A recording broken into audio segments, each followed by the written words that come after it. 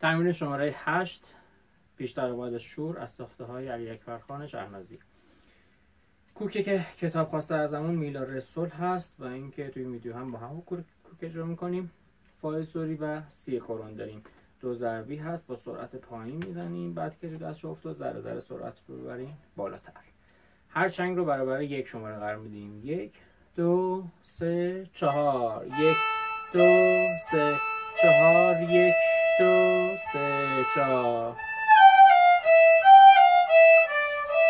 2 3 4 تکرار 2 تا میزان. 2 3 4 تکرار طولانی نمیزنیم که حجم ویدیو زیاد نشه.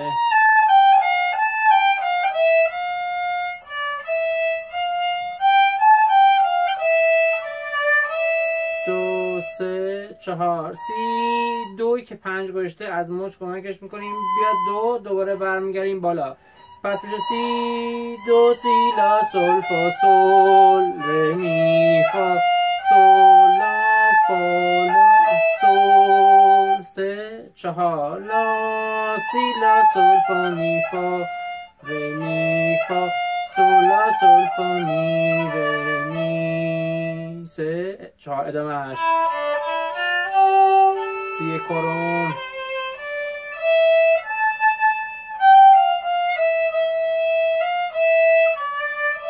2 3 4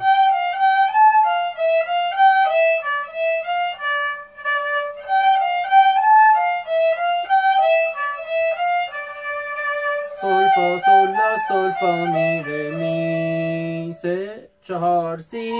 لا لا سول سول فا لا سول سول فا فا می سول فا سول لا سول فا می ره می 3 4 ره سول سول سول سول سول فا سول. پس میشه 1 2 3 4 لا سی لا سول فا می فا ادامه 3 4 ره می فا سول لا سی لا سول فا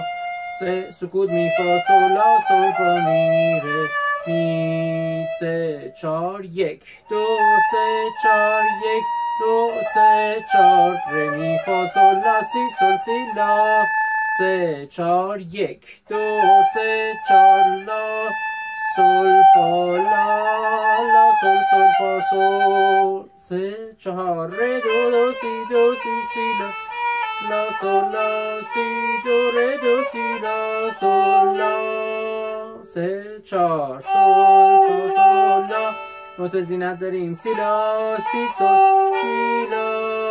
3 4 سی دو سی لا سول فا سول 3 4 ره می فا سول لا سی لا سول فا می ره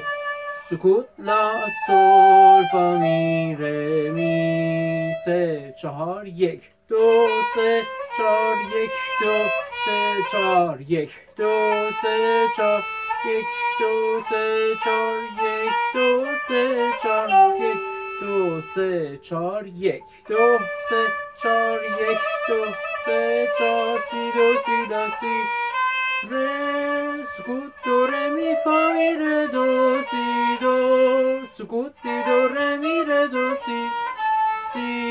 سکوت لا سی دو ره دو سی لا سول لا 3 4 1 2 3 4 نوت زینت میره دو دو سی سکوت دو دو دو دو ره دو سی سی لا لا سول لا سی دو ره می فا می ره دو سی دو ره می ره دو سی لا سی دو ره دو سی لا سول لا 2 3 4 1 2 3 4 1 2 3 4 ره می دو می ره سکوت ره می فا سول فا می ره دو 2 3 4 1 2 3 4 1 2 3 4 فا می ره می سکوت می ره دو ره می دو می ره 3 4 می فا می ره دو سی دو 2 3 4